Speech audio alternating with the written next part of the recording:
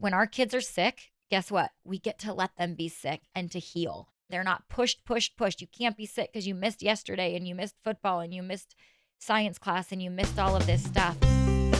Hey everyone, this is Yvette Hampton. Welcome back to the Schoolhouse Rocked Podcast. I'm back with Aby this week, and this is going to be a really fun week. I'm super excited about this topic. You know I'm excited. I know, because you were the one who was like, I want to do this episode. Yes. And anytime Aby says she wants to do a specific episode, I always say yes. We are talking about healthy homeschooling. Yeah. Yeah? I'm so excited because you know that health is it's important to me. It matters to me. And I love it. And there are so many health benefits to homeschooling. I mean, more than you could even imagine. Yeah. Well, because I think ultimately when we do things the way that God designed us to do them, that it's a blessing all around. Like it's more than just that thing. You know, it affects every area. It's like marriage. It doesn't just affect you and your husband when you have a healthy marriage. It affects your children. It affects communities. Yeah. It affects culture. And so I'm so excited to talk about all of the health benefits of homeschooling. Yeah, that's going to be awesome. I am really looking forward to this. But before we get into our conversation, I want to say thank you to our sponsor, CTC Math. If you're looking for a healthy way to do math, I only say healthy because for me, it's healthier to not teach it myself and to have someone else teach it. But if you're like Aby, you enjoy teaching math, and that's okay too. But if you want someone else to teach it for you, or you can just sit back and kind of do it with your kids, that would be great too. CTCmath.com. Try them out for free. They have a 100% money back guarantee if it does not work well for you and your family. CTCmath.com. Well, Aby Rinella, welcome back. I am so excited. I love podcasting with you, and we have so much fun together. I love getting to chat with you. And I know that healthy living, like you said, is something that you are super passionate about. I would say I'm passionate about it, but not to the extent that you are, because the other day Garrett was at Walmart and it was late at night and I was like, I really need some sweet tarts. So I texted him and I was like, oh, please, for the love of all things, bring me some sweet tarts. I don't do that every day. Chewy ones or I like the big, like movie box size of the small ones. Gotcha. Those are my favorite. Do you like the chewy ones? They're all right. Yeah. I mean, they're just not sweet tarts. If I'm forced to eat them, I will. But yeah.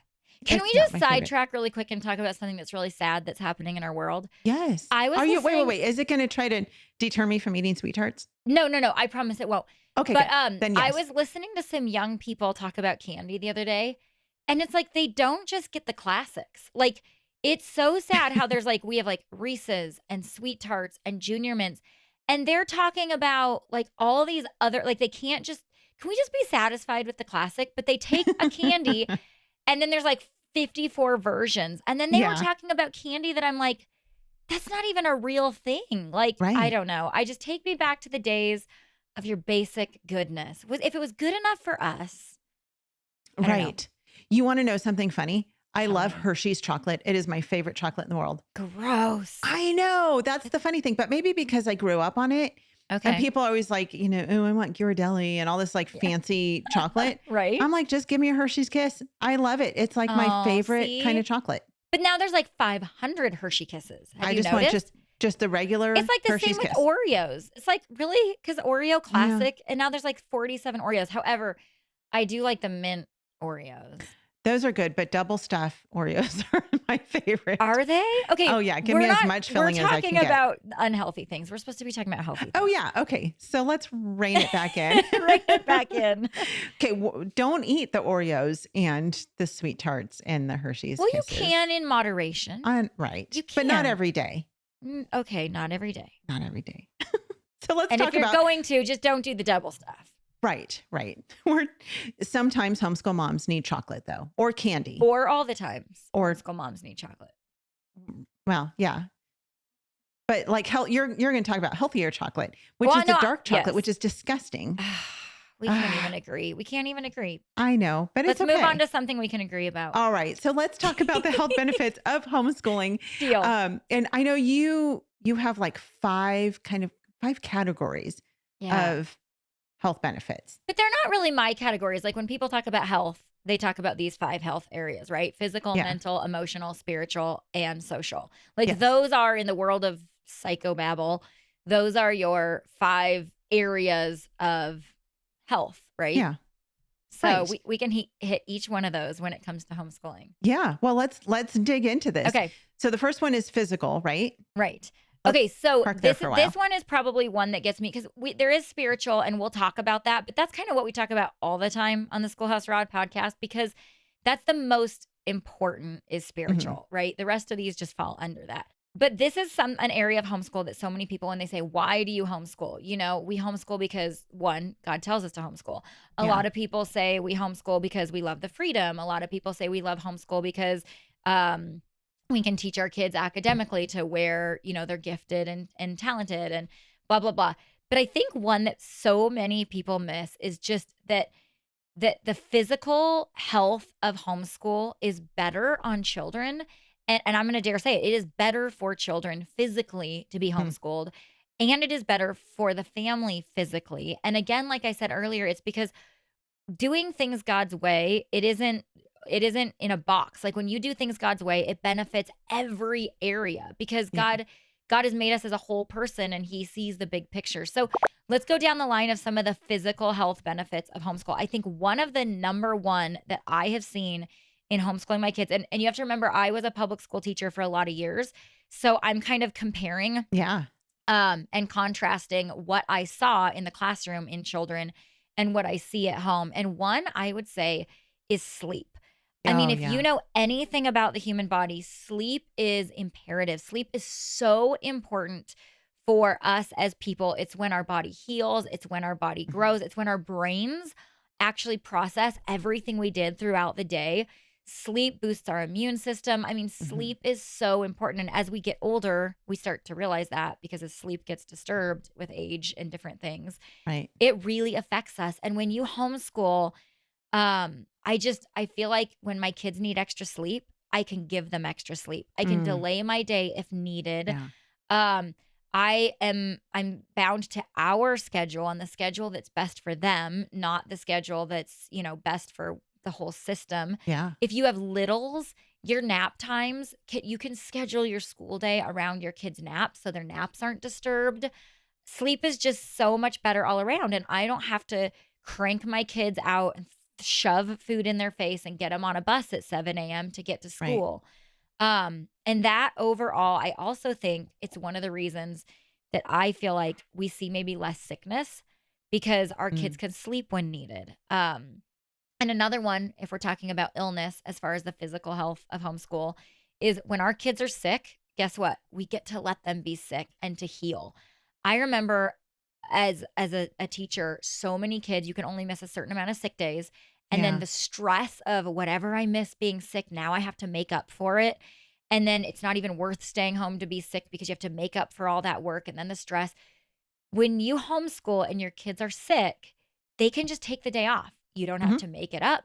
You don't have to do the school they missed. They can rest, they can just sleep. And I feel like that allows their bodies to heal faster and better. They're not pushed, pushed, pushed. You can't be sick because you missed yesterday and you missed football and you missed science class and you missed all of this stuff. And so I would say those are probably the top two physical, Yeah. and we're going to go into more, but sleep, your kids can sleep when they need and how they need. And when they're sick, you can allow their bodies to heal in the way that God designed for them to heal. Yep. Yep.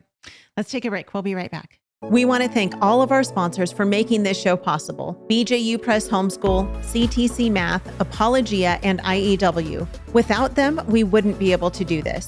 Visit the show notes for links to these great companies and thank them for supporting the Schoolhouse Rocked podcast.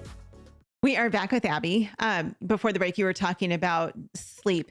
And recently, Garrett posted something on the Schoolhouse Rocked podcast. And I remember a bunch of people were commenting on it. And a few people were commenting about how kids are getting on the bus so early in the morning, sometimes when it's still dark outside, and they get to school and these kids are literally falling asleep Yep. on the bus or after they're at school. One person actually talked about how she would have little kids, and they would be on the first bus run. And so they would go get dropped off at school. They would sit and basically watch a movie or some Right. show while the bus went back out to get the second run of kids, and the kids would just fall asleep. And I was like, that is the most heartbreaking thing to me. I can't even imagine my child being picked up so early and just the stress of having to get out of the house that early. And Right. that no kid can learn that way effectively. No, That's so hard. no. And to me, it just gives me images of, I mean, it almost feels abusive to like crank a little tiny kid who just needs Right. like another benefit and health is like when you wake up in the morning with littles, I'm talking about all you moms with littles. Those kids first thing in the morning needs to be to snuggle you. Like they need that Yeah. slow, Right. mom's here, I hold mom. I mean, I don't know why we think that when they turn 5 all of a sudden they can just be ripped out of bed, shoved Yeah. a candy bar in their face, which is essentially what like the breakfast bars and the cereals Right. are, and we can Right. talk Or a about food, Pop-Tart. right? A Pop-Tart shoved on a bus, and then they're already in survival mode by 7 a.m., Yeah. and that's not even part of their quote unquote learning time. Right. So many 5-year-olds still need naps. I mean, Yeah. my 5-year-olds have needed naps and they don't get them because we now have all day kindergarten. So Right. I think we're setting kids up from the very beginning with unhealthy habits Mhm. um, when we don't keep them home. And then another one that kind of this hit was when they first get up in the morning, they need they need slow. They need to wake up. They need to let their bodies. The other thing is that the body isn't necessarily ready to eat. 30 seconds after it wakes up at 6 in the morning. Some Right. people are, some people aren't.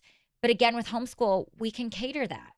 And with throwing them on a bus, it's like, I don't care if you're hungry or not, or if your body's even awake, eat and go. And then we can also wake up and we can expose our kids to sun. I know I talk about this all the time, but it is so important when you first get up to get fresh air, to see the sun, and to get that hit, that outdoor dose. And we can do that with homeschool. And then we can give our kids outside time all day long. I'm passionate about this. It is killing our generation Yeah. to not let them be outside. Once kids hit middle school, Mhm. they don't leave that building with fake air conditioning, Mm. walls, no natural light. I mean, it Right. is killing this generation. They're in these bright LED lights all day long Oh, with yeah. no natural air, they don't go outside. Right. It is and add to that, the human body is not made to sit all day long. It is physically Right. hurting. I mean, it is hurting our kids to be in these fake settings with fake light, fake air, Yeah. sitting down all day. It is so unhealthy. Yeah. Abby, go back to talking about morning sun because I know this is something you've really read up a lot on and the benefits of that first morning sun. Park on that for a little bit. Okay, well, a couple things. One, when you see the sun at the very beginning of your day, when you wake up and you face um, the sun rays that they basically send a message to your eyes, and that's what starts producing melanin in your body also. So if you're never in the sun, chances are you get burned more often. It also sets your circadian rhythm. So if kids are not seeing that sunlight first thing in the morning, and honestly all day long, Mhm. their sleep cycles are going to be off. I think kids in the quote unquote normal kids, they're seeing more blue light from their screens than they Yeah. are the light from the sun's rays. And it's like, no wonder everybody's sleep cycles are off. No wonder people can't fall asleep at night and then they're up all night. And so it's not just important for adults, it is critical for kids. And I always go back and say, how were we designed? We were designed to breathe fresh air. We were designed to be in the sun. We were designed to be, in God's creation. And being in all these false settings, it is literally making a generation sick. Kids are sick Mm. mentally, emotionally, physically. They are sick. And so we can either camp on that or we can move on to a few other physical health Yeah. I benefits. mean, do you have more to say on that topic? No, I mean, I think you could go all day on that topic, but I think that's the sun topic and the waking up topic. Yeah. That's probably it. The other physical health benefit that I am so passionate about that I think homeschool really benefits kids is in the area of food. Mm. Like you talked about, kids are thrown out of bed, thrown a Pop-Tart, hot Yeah. lunch at school. I hate to tell you, but the foods that they're feeding your kids in school are not nourishing to the body. They are not helping your kids' bodies. When kids are home, they can eat the food that we have. We can prepare food for them, healthy, good, nourishing, nutritious food. They can eat good breakfasts that honestly take a little bit longer, but we have the time. Or like you said a couple weeks ago, your girls help you cook. So they are Yeah. learning to cook healthy because they're home. They're not just having food thrown at them and then a power bar after school to go to the next activity, you know. We have time because we're home to cook nourishing meals for our children for dinner. It's imperative, you guys, that we care about these things with our kids' health. And it really just isn't possible when your kids aren't home, when they're woken up so early, thrown out the door, and then they go till dark, and then they crash into bed. Another huge physical benefit that we have as homeschoolers is our kids can get exercise throughout the day. They're not having to sit in a desk all day long. I mean, just anatomically, it is not good for our bodies to be in a seated position all day long. Kids need to move. It is part of their development. It is part of learning. I mean, go back to when you were reading about toddlers, you know, walking barefoot on uneven ground. I mean, it's really, we're created to move. It helps our brain development. It helps when we learn something new. The things that kind of solidify that in our brain then is sleep, like we talked about. That's when all those things solidify. And being able then to have a physical release after you've done all this brain work, like exercise, like climbing a tree or running in the backyard or moving our bodies out of a seated position. And I think it's so easy to do that as homeschoolers. We can go jump around outside between lessons, where when your kids are in school, there is they have certain periods of time that they exercise because it's PE class or after school sports, but it's not a way of life. And with homeschool, it can be a way of life, this physical exercise. So yeah. Woo. So much that's good a lot. stuff. I know that was like a fire hydrant. Sorry. Right. No, it's fantastic. And there's so much more to talk about. So many more health benefits to homeschooling, but we're out of time. So we're going to come back on Wednesday, continue talking about this. Aby, thank you so much for your passion to share this with us. I love it. I love that God has just fashioned you this way. It's so great. And I love your wisdom. You guys, thank you so much for listening. If you've not listened to our other podcast, the Homeschool Insights podcast, be sure to listen to that. It's every day. We put out a new podcast, 5 days a week. So not on the weekends, but Monday through Friday. And it's 10 minutes or less, usually 7 to 10 minutes of just a blast of encouragement for you. So if you've not yet listened to it, go try it out. The Homeschool Insights podcast. You can find it on our website or on any podcast app. Stay tuned to the very end to hear a clip of what's coming up next on the podcast, and we'll see you back here on Wednesday. Bye. Education is discipleship, and this is something I didn't understand until I was probably 3 years into homeschooling. The Bible teaches us in Luke 6:40 that when a student is fully trained, he will be like his teacher. And as we look around the culture right now, I think it begs the question, who is teaching our children? Who is teaching our children, and what are they teaching our children? And to me, the primary benefit of having my children home with me is I am able to impart my worldview to my children. Do you know how many moms I hear on the first day of kindergarten? Well, there's two kinds of moms. There's the one that's like, yes, get them out the door. And that just makes me sick. Yeah. But then you have the other moms that are like, I cried so hard on the first day of school. Right. And I want to say, that's not healthy. Like, that's not, that's because you're doing something that goes against your mental and emotional health. Like, that's because you're not supposed to be letting your kid go that early. Like, there's a reason that that's hurting you and hurting them. I mean, there's a reason that it's scary, because it's not good for you or them.